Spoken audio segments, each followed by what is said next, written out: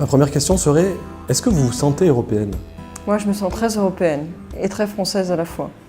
Et je trouve que de nos jours, ça marche de concert, ça marche de mieux en mieux de concert.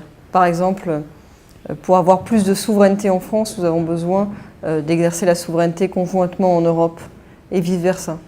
Les choses importantes, en fait, se font en France et en Europe en même temps, si on veut bien les faire, parce que parfois elles ne se font pas. Quelle solution pourrait-on trouver pour rapprocher l'Europe des citoyens français? On sait d'expérience quelles sont les initiatives qui rendent concrète l'Europe en France. Par exemple Erasmus, dont on parle beaucoup en ce moment. Évidemment, la première urgence, c'est de sauver ce genre de projet, d'éviter qu'ils fassent les frais des problèmes budgétaires.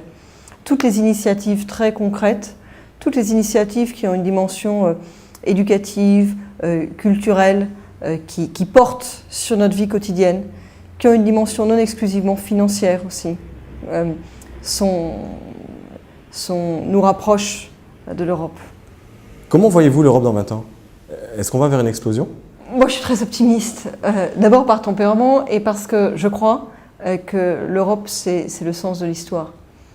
Et on ne tourne pas le dos au sens de son histoire. Ça peut se faire douloureusement, ça peut se faire difficilement, il peut y avoir des à-coups, mais c'est tellement évident. Ça n'a pas été évident à toutes les périodes de l'histoire, mais aujourd'hui, c'est tellement évident que notre avenir passe par là, que je crois à l'Europe aujourd'hui, mais je crois plus encore à l'Europe dans 20 ans. Enfin, je crois que les choses vont s'imposer. Et en disant ce mot-là, je ne voudrais pas laisser penser qu'elle s'impose de l'extérieur, que c'est malgré tout, que c'est une contrainte, que c'est... Non, c'est plus une évidence qu'une contrainte.